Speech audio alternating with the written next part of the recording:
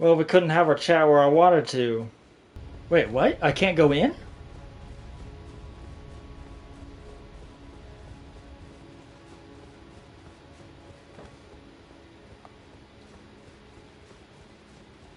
I beat the damn game, right? I thought you can go and visit the Fractured America. That's so weird. Well, that's a bummer. There goes my whole setting. What am I supposed to do with my life now?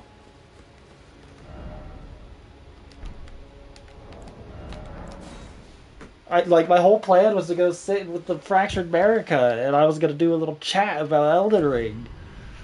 But apparently you can't go back in after you've rolled credits. That's kind of annoying. So I guess we'll have to do it here.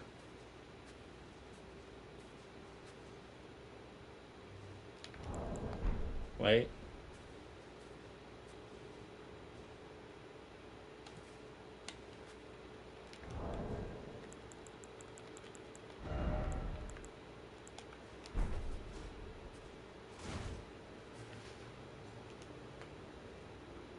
Oh.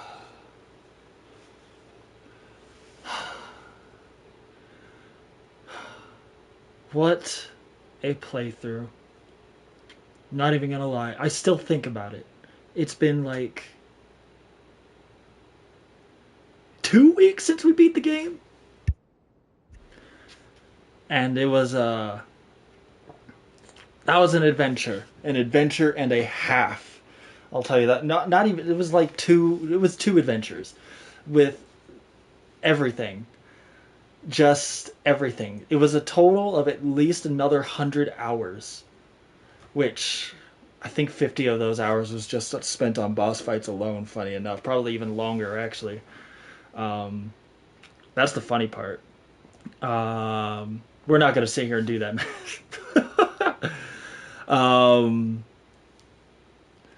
Regardless, it was an exciting and fantastic journey through Elden Ring again, which after going through this DLC, I would have to go. I have to say it. It is Elden Ring has solidified itself. It's probably my favorite game of all time. And I'm sitting here looking at this screen, and I just can't think of anything that could top this. I remember just before Elden Ring came out, Hollow Knight had taken that place over Dark Souls 3. Hollow Knight had taken that place as my favorite game over Dark Souls 3 just because of the freshness of the experience and what the game had to offer, which was a significant amount for what you would expect. I didn't think Hollow Knight would be a game that I would spend 60 hours in. 24, 25, 30 hours maybe. But then it just kept going and going, and I was just so astonished by oh my god, there's more, there's more. And then the art, the music, the game itself, the characters, the world, everything about it was fantastic. And then Elden Ring dropped like a couple months later, and it probably solidified myself as my favorite game, which I knew was going to happen. And when we go through our first playthrough and we just kind of test the waters, we play the game, roll the credits, see what the game has to offer. Oh, there's this, there's that. And then the most exciting part was going back and doing it all again with my character built the way I wanted him to be built.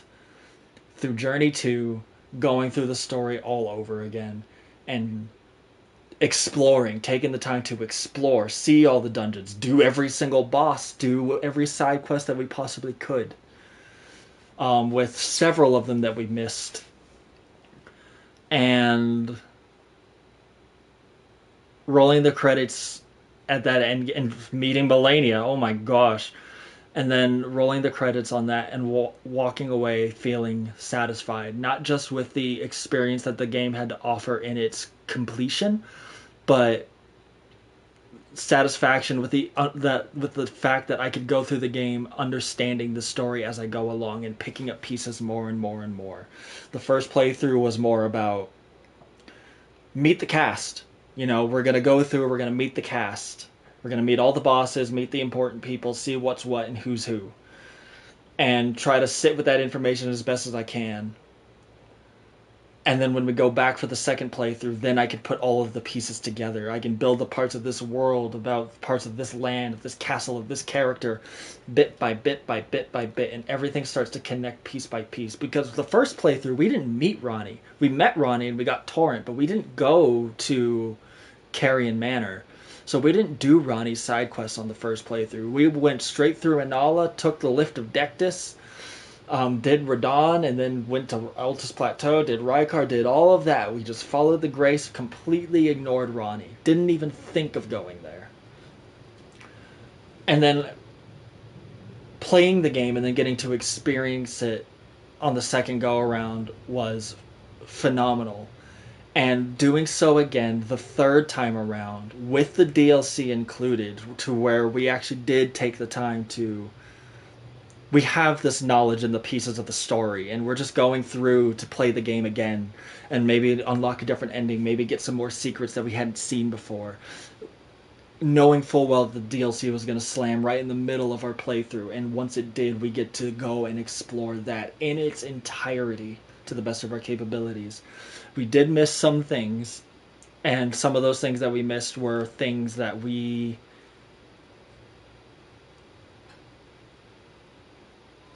can't really get, if that makes sense. Like, the things that we missed are things that we missed because of the choices we made. Just not that long ago, we went and did this quest to get a specific weapon art, and we got to see an encounter with Lita and the horn scent that we never would have seen, that we didn't get to see because we took a different road in the game. We made a different choice. You know, I missed a spell because I chose to help Lita instead of Ansbach, which I kind of regret now, because if I'm reading the wikis properly, I think I could have made the same decision, and I could have helped Ansbach fend off Lita and actually gotten the item that I wanted. Like, I could have gotten the spell that I would have wanted if I had done that. And that's a very interesting choice to make. I love how it makes you make these choices, and now I have to go through it and play through the damn game again.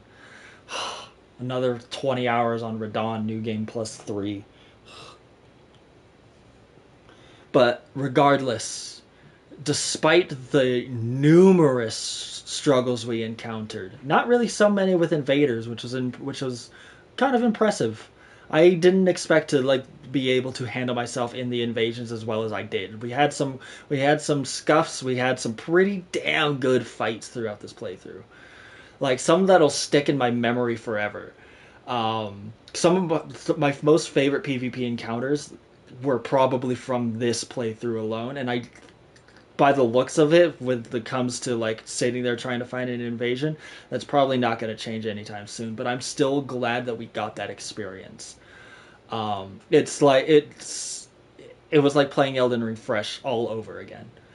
And this DLC breathed, I can't even call it a DLC, this expansion to Elden Ring really breathed new life into it, in terms of the story and the world, the cinematography, the characters, everything. To the point to where we not only had the backbone of the complete story to begin with, which it does always lead, when you reach the end of the game, it does always lead to the question, why did Marika shatter the Elden Ring? Who is Marika even? Because we never even get to see her face. And through this DLC, through the guise of following Mikola on his path to wherever he was, to wherever he sent, to whatever his goal was, to becoming a god, to fulfilling his destiny as an Empyrean, we learn not just about Mikola, and we learn not just about Mikola, but we learn also about Marika herself, the catalyst for everything that has happened in both the Realm of Shadow and the lands between. The state of the world in these two lands is the way it is now because of the choices Marika made. I think the only caveat would probably be things like Farum Azula, an entirely different land that probably broke off in a storm, or probably was torn away by Placidusax himself so he could recover after a grueling combat with Baal, apparently, you'd think it was the giants that tore him apart. No, the giants couldn't hold a candle to Placidusac. It was another dragon who vied for the throne that sent Placidusac running into the heart of a storm to lick his wounds. The great dragon lord himself. And as he does, the world around him falls into ruin, and all he can think about is, we need to regain our strength. We're going to go into a lot of different things here. I'm going on so many different tangents right now. But it all comes back around to Marika, the choices she made in terms of not just shattering the Elden Ring, but into picking it up and taking it as her own from the get-go. This here, this gate of divinity, was the beginning of it all, from what I have gathered. Now, as I go along and ramble on, this is going to be nothing more than just my own pure speculation when it comes to story, lore, whatever. You can agree, you can disagree. I'm sure Vati's already told me I'm wrong 30 times over. This is my own understanding of what I have, based off of what I've seen and what I know, and what I have already collected as my own theory. Starting with here, the Gate of Divinity being the starting, the ignition for everything that happened. As Marika takes the Elden Ring, transcends to godhood, and takes off and leaves this land behind, abandons it to shadow and flame to pursue divinity, maybe. The question of what she would pursue is kind of iffy to me, because there's a lot of different aspects to that. It comes back to Marika claiming the Elden Ring.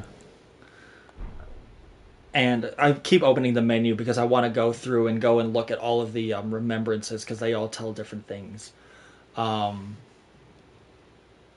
They all tell parts of the story. They tell the story in and of itself. We have Marika, who took this thing that fell from the cosmos, delivered not by... This is where we're gonna start digging around a little bit.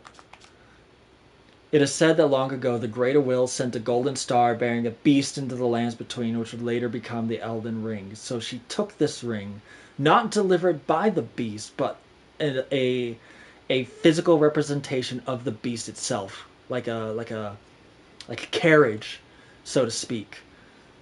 However, the thing that delivered the Elden Ring itself was an aspect, a manifestation of the Greater Will. We talked about this before, how how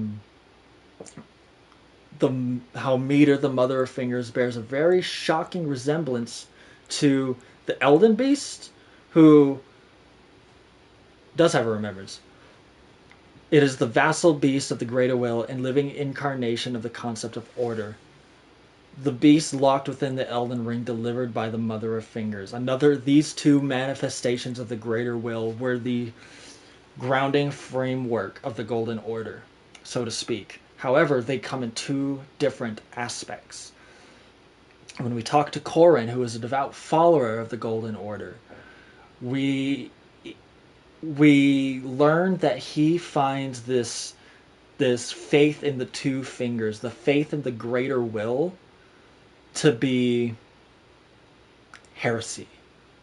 The mother of all two fingers and finger creepers was in turn a magnificently gleaming daughter of the Greater Will, and the first shooting star to fall upon the lands between, the deliverer of the Elden Ring.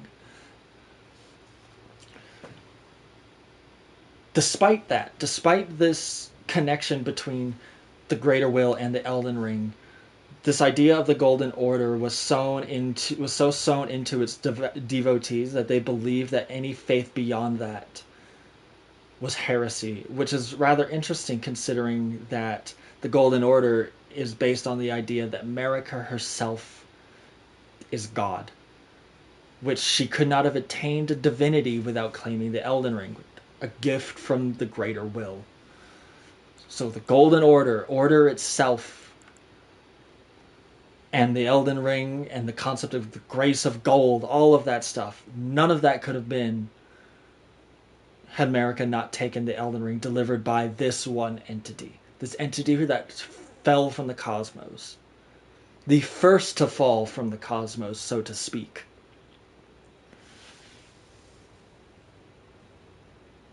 And so she claims that divinity, which there's a spell.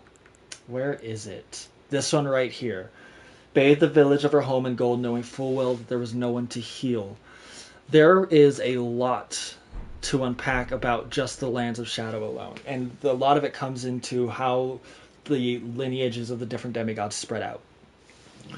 We have these horn scent characters, which I don't know how much information we can get about the horn scent. Let's see.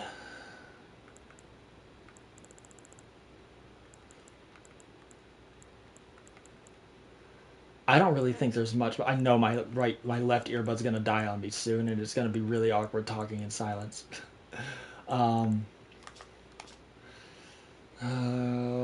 ago, a subjugated tribe discovered a twisted deity amongst the ravage of war, the formless mother, and they were transformed into blood fiends. The mother of truth was their savior.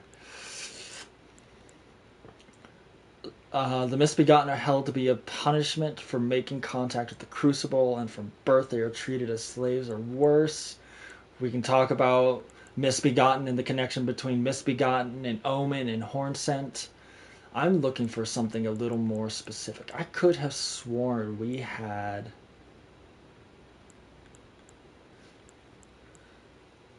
Beastman, Ashes, Pumpkinhead, Fire Monk, Blood Fiend, Mausoleum, Lanedale, Mesmer Soldiers, Oleg, Depraved, Queeline, Curseblade Mira. Before the land was overshadowed by invasion, the Scourge was shunned and the Curseblades were imprisoned. It was during this confinement that Mira met Libirith, and upon her death, Libirith was plunged into a devastating darkness. Cursed blades appear to dance when they spin their shimmering circular blades. These ascetics who failed to become tutelary deities were a scourge for those who attempted to invade the horn-sent homeland. The frontline defenders against Mesmer and his Inquisition. I would have thought that we had something of the horn scent that we could have used to kind of help with our story. And it took me so long to find it that I now lost my tangent. I went too long on one tangent that I lost my other one.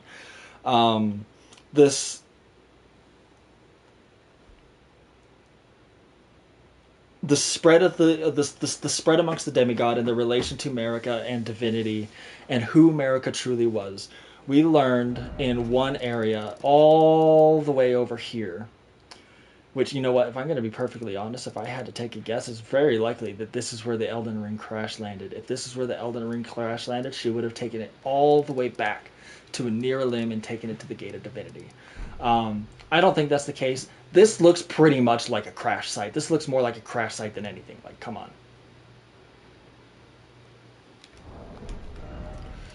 Marika's home over here on the Fingerstone Hill, past the Hinterland Bridge. No, the Shaman Village.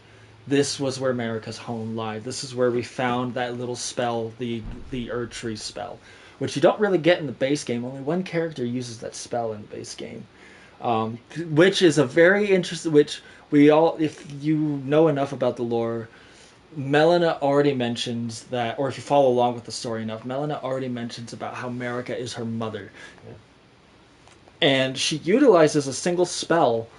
And the one time that you get to use her in the fight against Morgott, which, ooh. Oh, there goes my earbud.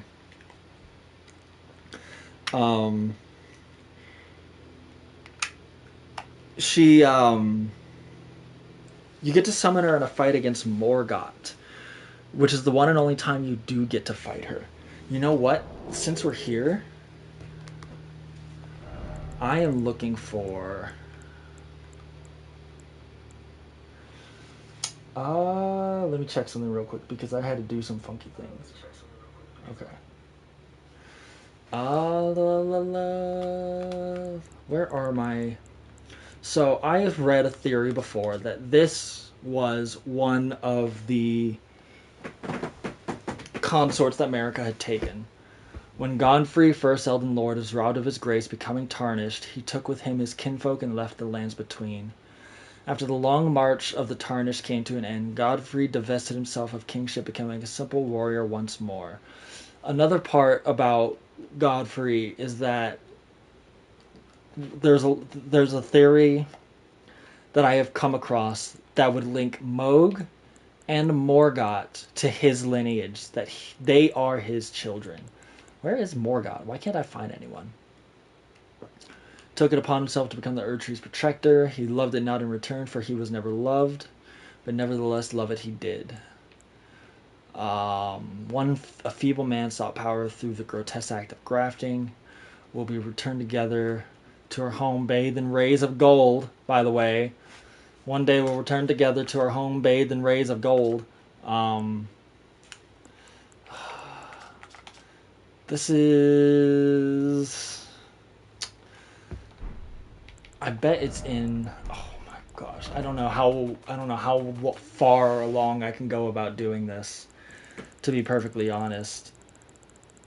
Like, I don't know if I can actually... I don't know if I have it in me to go through and run through all of the items and all of the stuff that we've gathered. Because we've gathered a lot. There's one piece that I'm looking for. Dancer's bracers? No. Elden Lord bracers, which are going to be right around here. He led the war against the giants, faced the Storm Lord alone, and then there came a moment when his last worthy enemy fell. And it was then, as the story is told, that the hue of Lord Godfrey's eyes faded. Oh, wow, that's gnarly. I never looked into any of that stuff. Wow. Elden Lord bracers?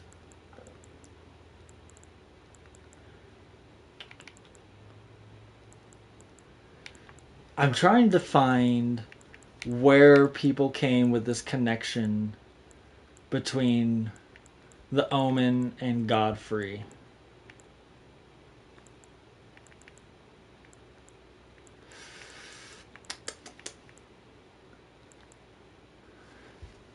He led the war against the giants. I don't think I have his chess piece. It'd be kind of cool if I did.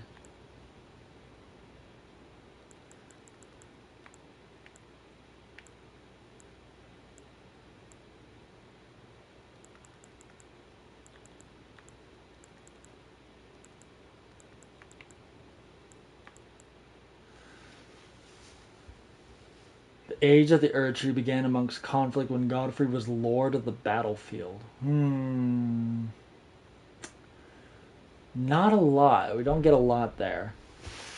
Sad. See, it's hard to put all... It's going to be a little difficult for me to put all this together, but the theory that I'm kind of running with, based off of that, I have nothing that can confirm that connection, but it would make sense. And in my head, it makes sense from the perspective of the fact that Godfrey was a tarnished. Godfrey was tarnished. He was not gifted the grace of gold. Gold probably wasn't even brought to him until America. Gold probably wasn't even brought to his land until America came and took him as consort. And together they begot the Omen children. All children, all Omen children of America. Abandoned and scorned because of why? Because of their deformities? Because of their curse? Or because it reflected something within their parentage that their sires wished... I don't want to say sire. That their parents wished to forget. There is a striking resemblance between Misbegotten and Omen and even the Hornsent, to where that kind of further connects that lineage in my head, that the Hornsent themselves bear enough of a resemblance to the Omen, and with Morga, and with the Omen being children of Marika, direct children of Marika, so to speak, um, it brings me to this possibility, to this conclusion that Marika herself could have possibly been Hornsent. We see very few vestiges or iconography of her, that we don't really get to see what she truly looks like until the very end of the damn game. We do get to see what she looks like. This woman made of stone, practically. Whether they were made of stone before or after shattering the Elden Ring is a whole other thing altogether, which is not something I'm going to come into because that's the whole other headache.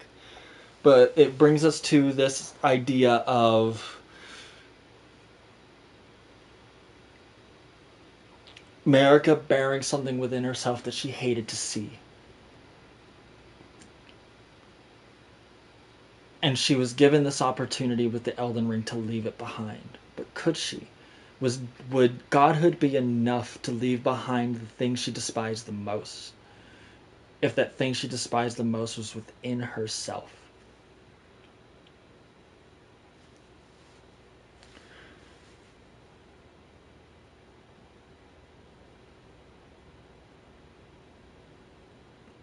As she leaves the lands between, as she leaves this nameless realm of shadow, which, this realm of shadow, it is called the realm of shadow. It is here on our map.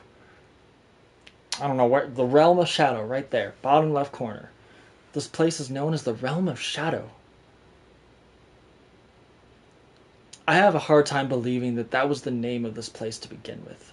It once had a name, until it was abandoned and left to darkness, because the light and the light of gold that was given to it, was given to Marika, was taken away. And this place was abandoned by their god. The Hornsent despise Marika for what she did. You'd think at first it was because of the Inquisition, because of Mesmer, who led this Inquisition against the Hornsent, against the Tarnish, against all those bereft of gold, who led this Inquisition to exterminate them all, to burn it to ash, because it was the will of his own mother, who abandoned him as well. For he was a cursed child.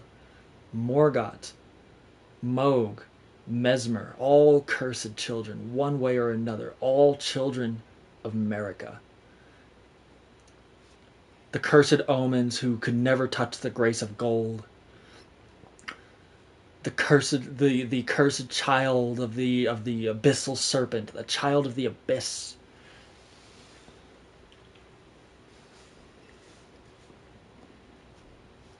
You'd think that the Horns had despised Marika for abandoning them to that fate. But there's a layer to it that's not just about, oh, she sent her child to burn us all because she didn't want anything to do with us anymore. She left this land behind and abandoned it and sent her child to dispose of us. No, that had nothing to do with it.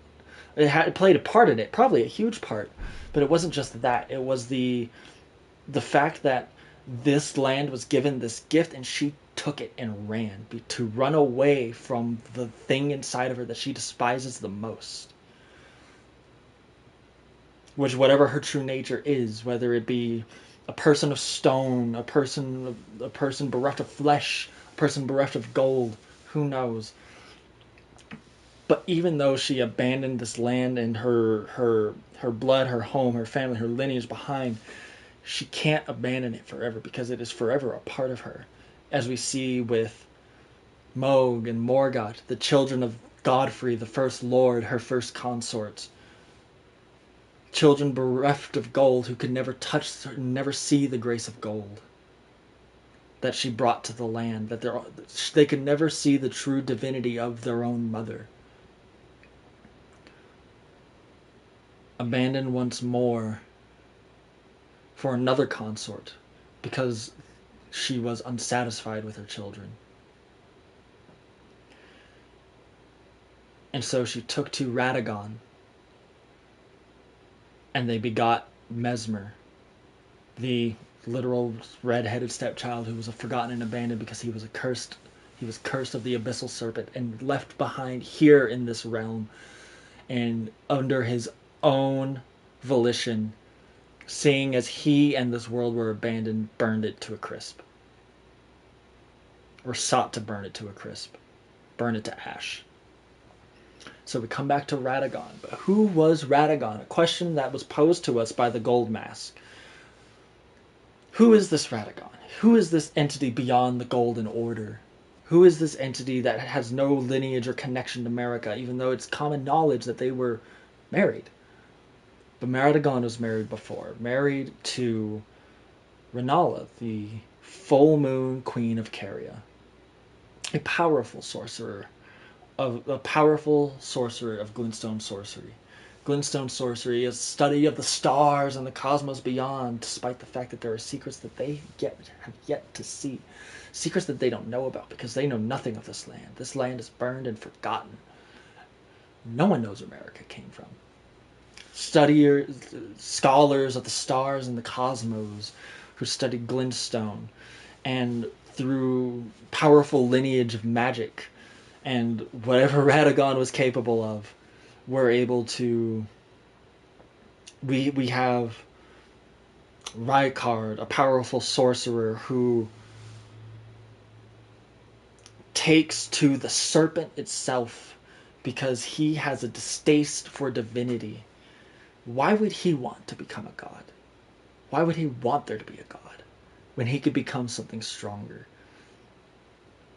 A loathing for Marika, who... likely the loathing comes from the fact that she took their father away and shattered this world. Oh, this woman comes and ruins everything. She shatters this world with her Elden Ring, with her godhood, so to speak. Well, if she's a god, and even she was crucified, then what is something that could become stronger? That was this idea that Rykard took upon himself as he allows himself to be devoured by the great serpent, to become something stronger than the gods. Because if a god can die, what can't? I wanted to talk about Rykard a little bit more because there's something about Rykard that is the idea of Rykard becoming this great serpent. The serpent and snakes themselves are very interesting entities in the Souls games. I don't have anything in this game that can really tie that in together. But there is something that I will pull up, so to speak, from a different game.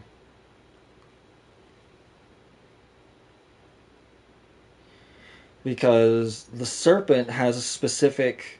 has specific thematic elements to it when it comes to the Souls games. Let's see if I can find...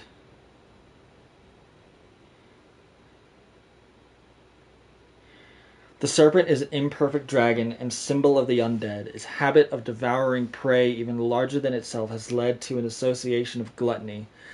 The silver ring engraved with the serpent rewards its wearer with additional souls for each kill.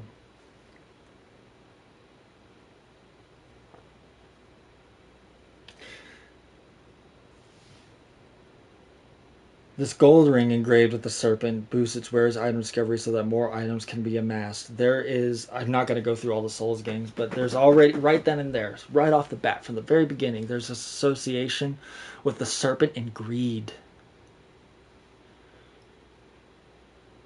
This desire for more power, to become something more, something greater. What could be greater than a god? Something that could eat one, so to speak. And that was the ideology that Rykard sought. For if he could devour divinity, he himself would become divinity. Greed is often something that comes from jealousy.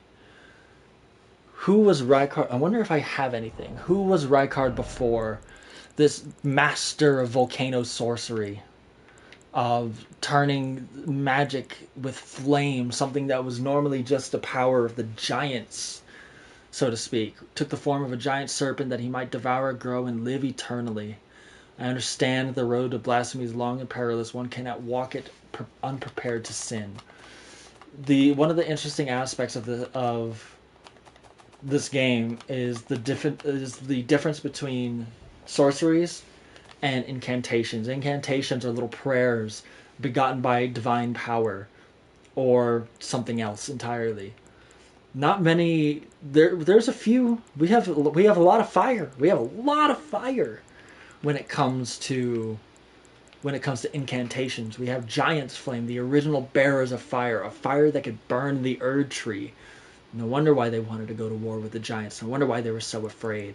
The fire of the dragons, the only allies that man had. The frenzied flame, a power from a deformed finger, from a deformed three finger that could melt the world in entirety and cleanse it all into nothing.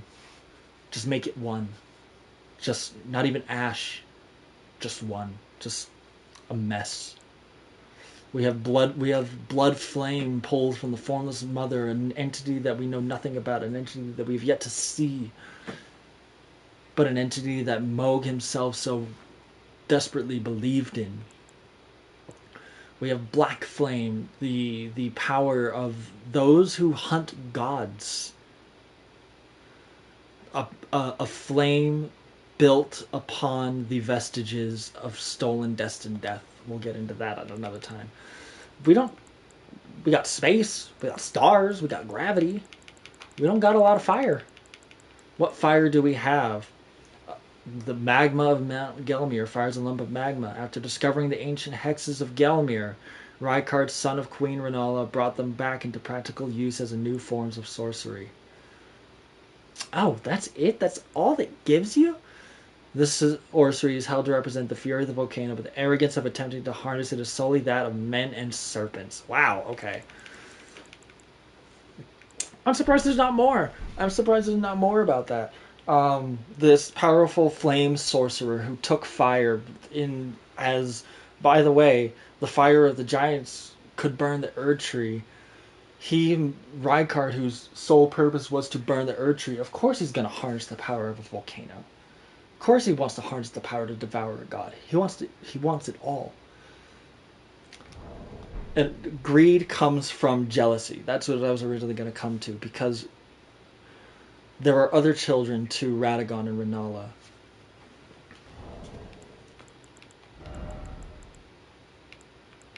We have Radon, the scourge of the stars, who wielded gravitational powers that could hold the stars and halt fate itself.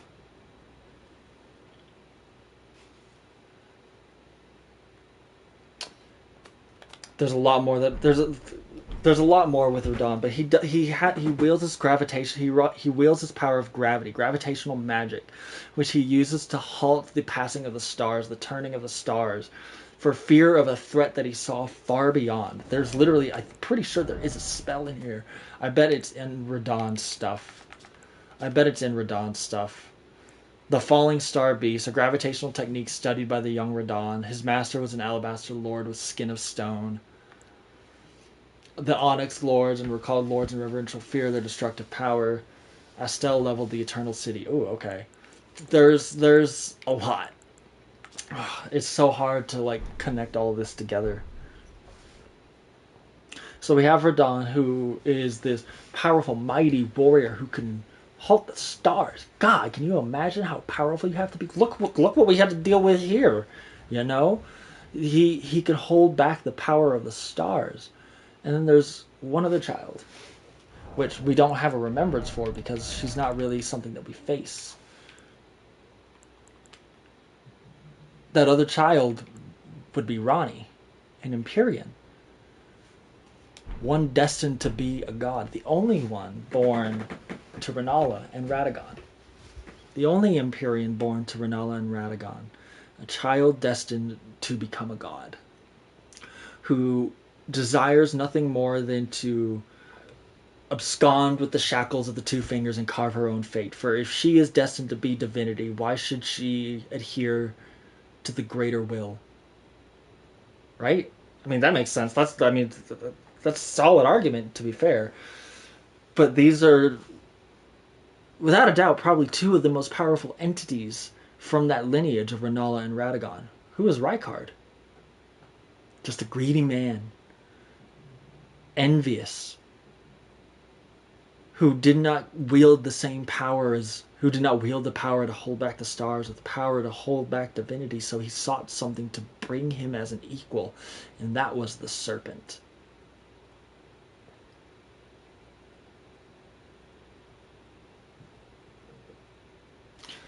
As we go into more of the lineages between Rennala and Radagon, I believe that was it. I believe those are the only children between them. So we have who? We've talked about Moog, Morgott, Godfrey, Marika, Radagon, Rennala, Rykard, and Ronnie. And we also talk about Ronnie being an Empyrean, destined to be a god. But she's not the only one. She is not the only child of Radagon who was born Empyrean. We can start with Mikkel. Oh my gosh. I didn't say you could stand up. Sit back down. We're busy here. Let's start with Mikola. Saw in Radana lore his strength and his kindness that stood in stark contrast with their afflicted selves. So Mikola made his heartfelt wish that Radon would one day be his king consort. Let's see here. There is a headpiece. The circuit of light which adorned Mikola's head as he returned a divine aspect. Slightly boosts intelligence, faith, and arcane, while also boosting power of Mikola's light. The circle was to be the very foundation upon which Mikola's age of compassion would be built should it have ever come to pass. Now, Mikola is an Empyrean who we peeked at Moog a little bit because Moog was the catalyst for Mikola's journey. Wishing to raise Mikola to full godhood, Moog wished to become his consort. Tough luck, buddy, taking the role of monarch, but no matter how much of his bloody bedchamber he tried to share, he received no response from the young Empyrean, because Mikola had other plans. Mikola had a consort. Mikola also had a sibling, the goddess of Rot. Mikola and Melania are both the children of a single god. As such, they are both Empyreans, but suffered afflictions from birth. One was cursed with eternal childhood, and the other harbored rot within. Cursed, cursed, cursed, afflicted, afflictions. Who else in this lineage of demigods and Empyreans would have been cursed? Would have been afflicted with something that they just, something within, something that they had to harness within or hold back or fear. Moog and Morgott. I have a humbling suspicion that this dude over here, this I don't even remember what his name is, Godric. Holy crap. I have a sneaky suspicion that Godric might also be a child of Marika and Radagon, but I actually don't think so. Based off of this alone, there's not really much connection here, other than that last line here: "Return to our home, bathed in rays of gold." However, there is a chance that he was just a greedy man who took this shattering as an opportunity to become something greater. Oh, oh, oh! We have a thing. We have things. We have things, don't we? Is known as the anchoring found in the center of the first demigods were the Elden Lord Godfrey and his offspring, the Golden Lineage. We don't have all of the great runes. Oh, you know why? Because they're all right here. We have Rykard's great rune. Oh, we don't get the story because we didn't do all of this bullcrap. Damn it. Okay.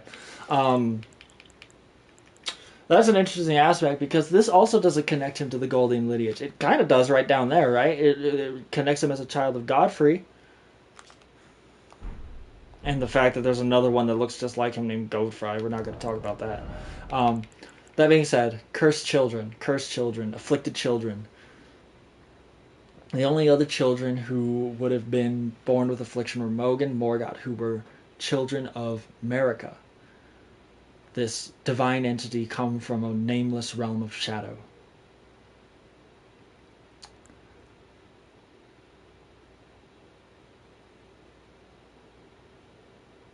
Mikola and Melania are very likely the two children not of the Greater Will, not of any other power or being, but of Marika herself, and probably the first of the children, maybe not even the first children of Marika and Radagon, but these two would be their lineage. The marriage of Marika and Radagon would have besought Melania and Mikola.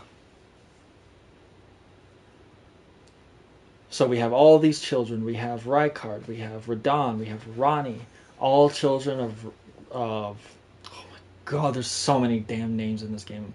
Of Renala and Radagon. Then we have Moog and Morgoth, who were children of Horalu and Marika, cursed children. But now we have two more, Melania and Mikola, also cursed children, but Empyrean, destined for godhood themselves. What would bring about their godhood, so to speak? Would it be unleashing their curse? The scarlet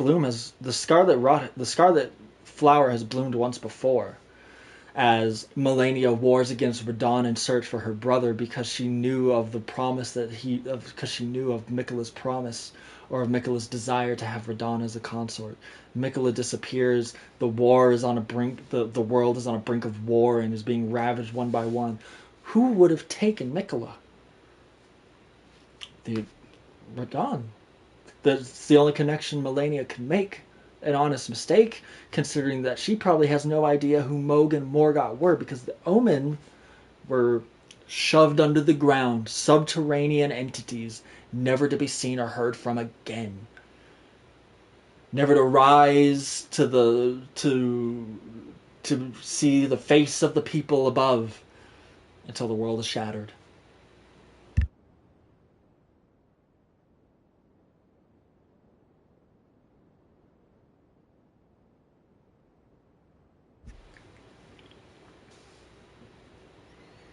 So why would she suspect an entity that doesn't exist, or that she doesn't know to exist, to have taken her brother? And, I mean, now that honest mistake costed this entire land over here itself, like, everything about, probably Celia. That's probably what this place used to be called, or Aeonia, so to speak. Unless Aeonia was a different word. But this whole place, everything over here, just gone. Burnt to not even burnt to a crisp, but just deformed and rotted. In the war between Radon and Melania as she tries to find her brother. And having accepted defeat, or not truly accepted defeat, but have accepted a victory, a very dirty victory in that war, still never found her brother. So what does she do? She has no other choice but to come back to her home and sit and wait and wait and wait and hope that he returns. For Mikola is Empyrean, wherever he is. Maybe there's a chance that he found a way to remove his curse. Maybe there's a chance that he found a way to divinity. She never would have expected an Omen child to have absconded with her powerful brother, her powerful Empyrean brother.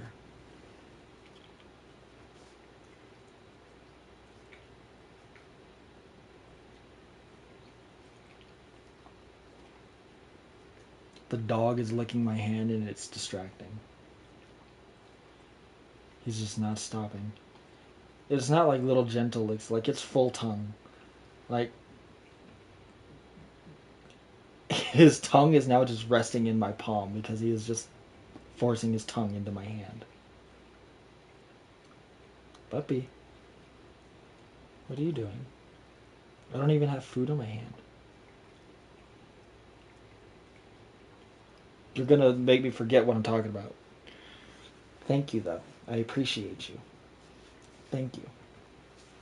Thank you. I'm gonna touch you with your own saliva. Can I have my arm back? Thank you. Because you're tight.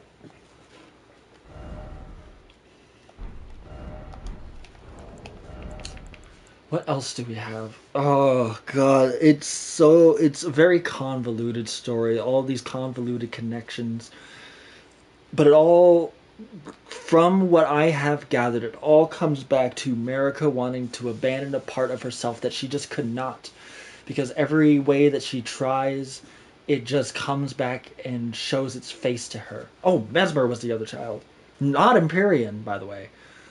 It just comes back, and now she has to stare it in the face again. Would you sit back down? Would you sit back down?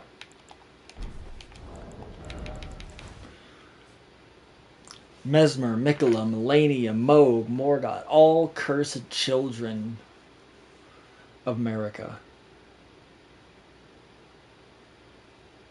All cursed children of Marika.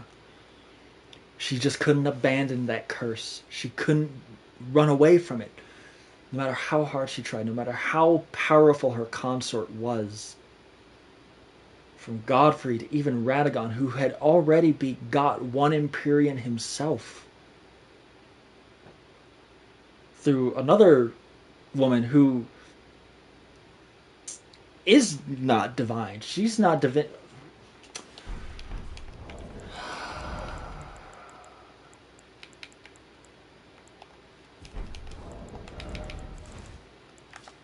She bears no lineage to divinity herself. Renala was a prominent champion who charmed the Academy with her lunar magic, becoming its master. She also led the Glintstone Knights and established the House of Caria as royalty. She's not divinity. She's just extremely powerful. Likely one of the most powerful sorcerers to ever walk the lands between. Powerful enough to have been granted an Empyrean child. So Marika goes to Godfrey and is given omen children, children who can't even see the grace of gold. And so she turns her back on him and comes to this Radagon, who likely saw this opportunity, this possibility, with the fact that he bore one Empyrean child before to the full moon queen, but now he has a chance to do so with a god herself, or someone who actually has embraced divinity. And so their first child, Mesmer, a cursed child of the abyss. Where is he? Where's the little nerd? A malevolent snake writhed within Mesmer, and so his very mother plucked out his eye and put in its place a seal of grace. Yet having done so, her feel compelled her to secret away her child within the realm of shadow, hidden away, keeping company with the original sin and a hatred that would not be confined.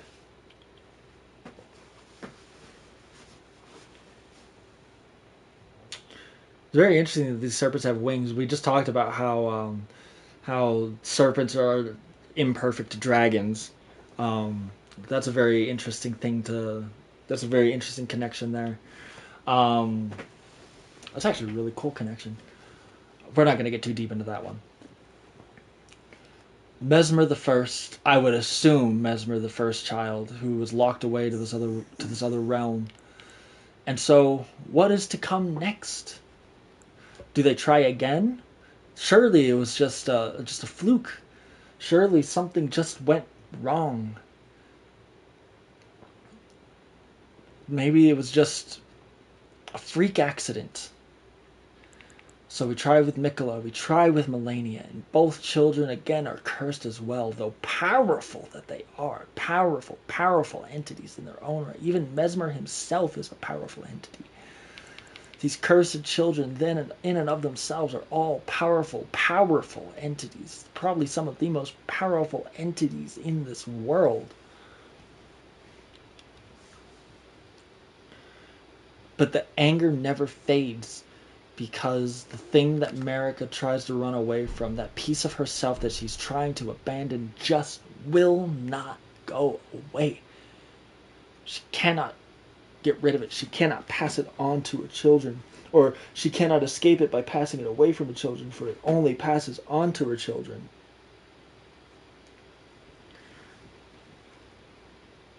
So what is she to do? Is she truly an entity of divinity? Is she truly this god that the Golden Order has made her out to be? Is she truly this god is she truly the chosen divine entity that the greater will has chosen? Anger and frustration and dissatisfaction and a seething loathing deep within, not just for herself, but for what was given to her. And so she takes to this Radagon, not takes to him, but she takes Radagon to this Erdtree, to this monument of her divinity. And they shatter it deep within. They shatter it together, for surely the two of them must be strong enough to do so. What lies within this Elden Ring that all of Marika's children are cursed so? The only way to see what's inside an egg is to crack open the shell. A cardinal sin, which led to Marika's crucifixion.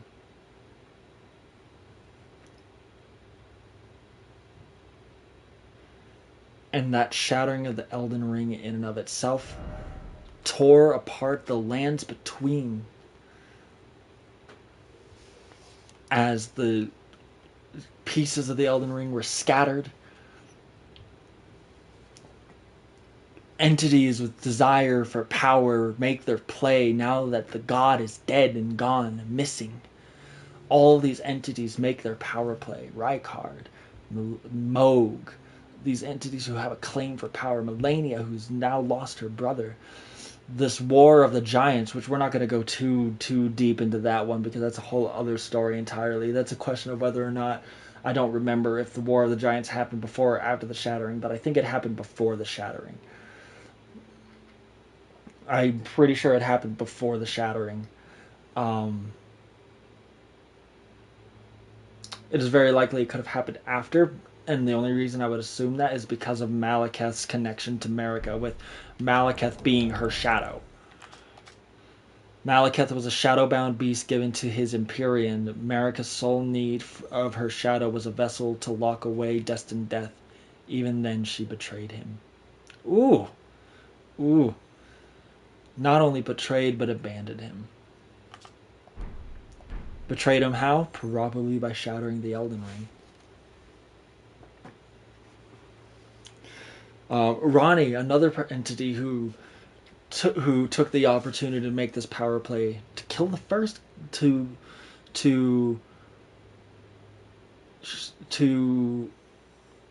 kill the two fingers, to slay the greater will, to free herself from the shackles of the greater will, by plotting the Night of the Black Knives, a plot within the shattering, as everything else is going on. All heads are turned, everyone's scattered around.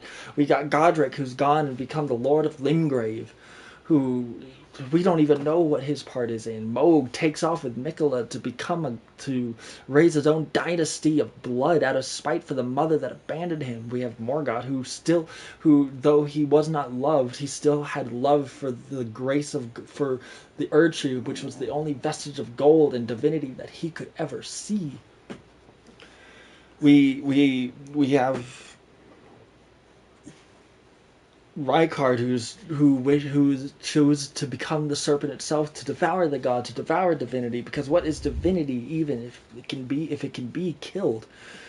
We have all of these, and then we have Ronnie, who plotted the Night of the Black Knives, killed the first of the demigod children, Godfrey, or Godwyn, actually, who is an entity we know very little about, um, who's this Lord of Death, and through that plot, not only killed the first of the demigods, but also shed her own skin to create this cursed mark, which now bears the right of another plot, which was Fia's plot. Fia's plot to give birth to the Prince of Death once more. All of these entities make these power plays, all because of the shattering, and the shattering happened because, I would assume, because America's distaste for herself or something within her. It's this struggle of, it's this internal struggle of who she is. Bloodborne is often acquitted as being a game about, with very strong thematic elements of womanhood. There's a lot of themes and motifs and elements of womanhood regarding Bloodborne, and it wouldn't be the first. It wouldn't, exploring it here wouldn't be the first, so to speak. So this idea of America struggling with herself internally, because who is she? What is she? If all of her children are cursed, is she cursed? Is she just a cursed person, a cursed entity? Is she a cursed woman? She struggles with this herself and takes it out on the greater will who granted her the gift of divinity.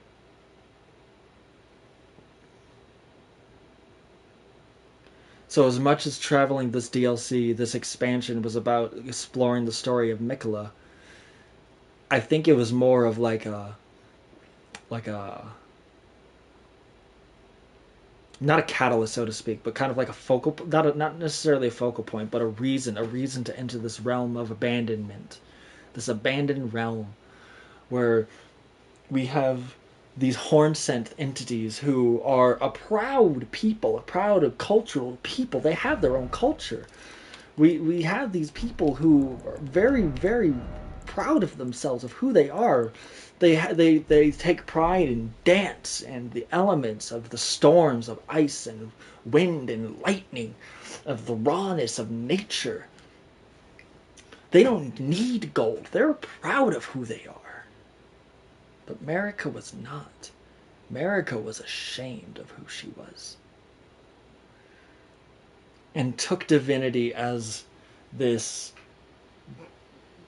possibility to abscond herself from the thing she was ashamed of the most, but it never ever left her. Knowing this, Mikola would have followed in her footsteps to become divinity once more. Or not once more, but to embrace his divinity and bring about, to end the chaos and bring a realm of kindness and light. But when you look at this place, how kind truly could that light be? The frenzied flame could melt the world. This light could probably just burn it all to ash. Melania nuked an entire civilization and just turned it into a rotted waste pit. What could Mikola have done? We don't know what Ronnie could do because we have yet to unlock that ending. So that's a little piece of the puzzle that I do not have. And that's probably not going to happen until Journey 7. But yeah. That's, even though that was a lot of rambling, I hope at least some of it was coherent. So, to the degree of being able to construe or convey what my own personal theory is of the lore of just this game and this world. And that's just the brief basics. That's just the bare minimum. 35 minutes later. That's just the bare minimum. We have all these other people, all these other entities who all have different connections to different people. We have the dragons and the giants. We have the fire that can burn the Erdtree. We have these ancestral spirits. We have the entities of space and time that Radon feared. We have whatever the hell this is. We have the frenzied flame itself. Which, where did that come from? The main pinpoints that I wanted to point out were this connection between Mita, the Mother of Fingers, this twisted entity that delivered the Elden Ring to Marika, which bore the Elden Beast, which she used to, which she stole from this world, leaving behind just a single trace of gold in the hopes that someone would be healed, but who could heal accursed people? And left it and created this new religion, this new faith, this new realm of gold and light, only to tear it to pieces because she could not escape herself. That's kind of the point that I wanted to get, because the main mystery of this story was of Marika, and or the base story itself was who is Marika, and Marika was this entity who was just sad. Sad that she could not leave behind the thing that she detested the most, and took it out on essentially God itself and paid for it, and now the realms themselves must pay until someone else takes up the mantle. Which begs the question, we take the mantle of Elden Lord. Does that make us an entity of divinity? We are tarnished. We are not graced with gold. We are just a vestige of. Not only are we just a vestige, we are a stranger to this land. We do not belong here. We are a traveler. We are a vagrant in this land. We come at the end of it all. Everything's done and burned and soured and scorned. And we are just told but one thing. Become the Elden Lord. But what does that mean? Does becoming Elden Lord make us divinity? It didn't work for Godfrey. I wouldn't say Godfrey is a divine entity. Not in the slightest. He's tarnished. There's what's his name? The Dung Eater, the loathsome Dung Eater, who his story, much like Fia's, is probably of raising the Omen to divinity. Is that even possible? Could the Omen, who were scorned of gold, be raised to divinity?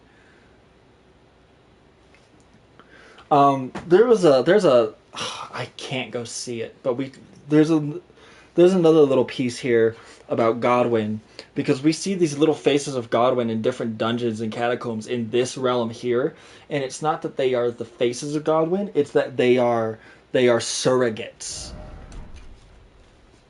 Much like what we became, much like what Fia became. A surrogate to the Lord of Death to bring about his to bring him back to life, essentially. That's what we did. We brought about the age of the Duskborn. But we're still not a divine entity. Which then also begs the question, if we could go through all of that, claim the power of destined death, and slay a god, not just one but two, by the way, but we ourselves as tarnished, graceless entities, maidenless even, could slay a god. Sounds like Rykard had it all wrong after all. Sounds like all Rykard had to do was just roll. He put all of his points into vigor, and look where that got him. Which, by the way, we even do away with Rykard as part of the story. He's optional, but we still do.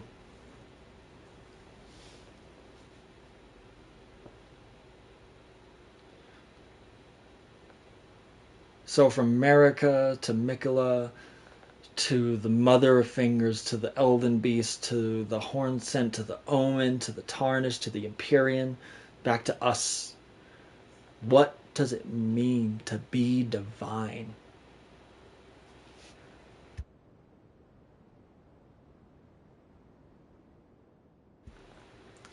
A little unrelated. This is a little bit of a weird tangent. One of my older favorite movies. I can't really call it my favorite movie anymore after some of the things that I learned about it. But one of my favorite movies is the Silent Hill movie. And there's a line that's repeated often in that movie, and it's the line, "The mother is God in the eyes of the child."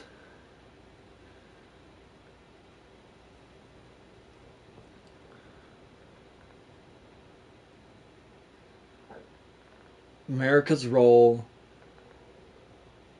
was to bring light and gold into the world, and then she took it away because of a deep-seated hatred for something in herself.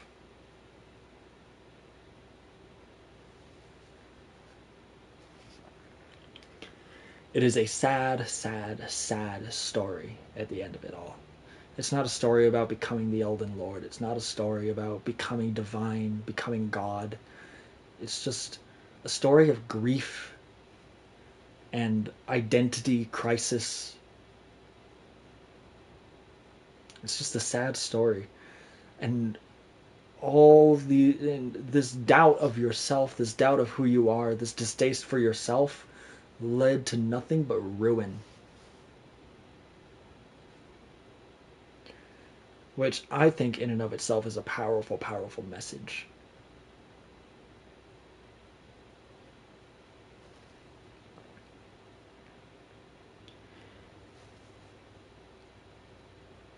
And it's very on point with one of the lessons that I learned of this game is that despite how hard you may struggle, you can still keep going forward. Whatever's holding you back, you can push through it. You just got to try again. Come back when you've learned something new. Come back when you've bettered yourself and you can push through. Or if you just keep beating your head up against a brick wall, eventually they'll put a hole in it.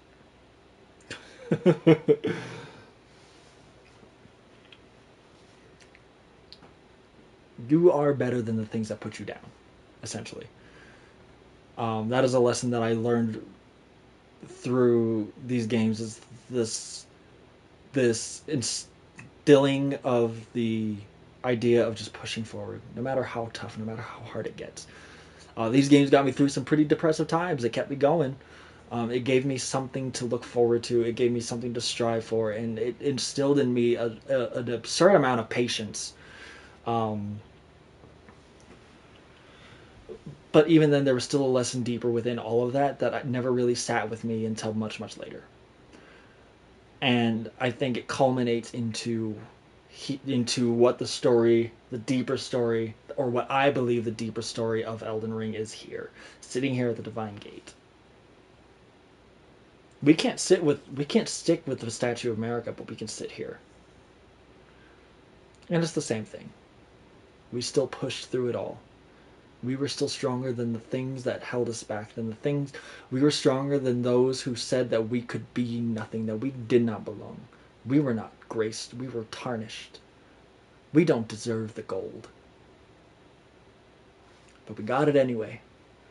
We are not a divine entity, but we probably know a little bit more about divinity than what those who claimed it do or did.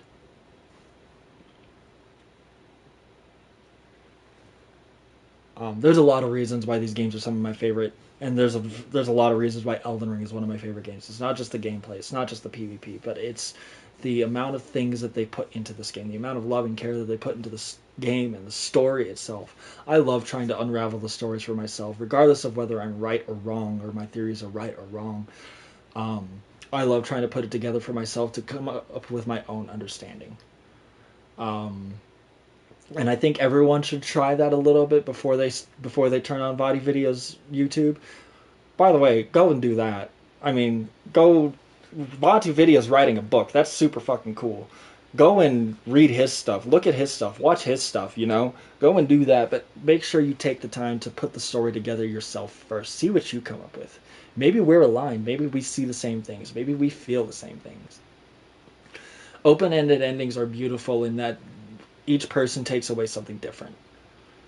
And it is done very, very well here.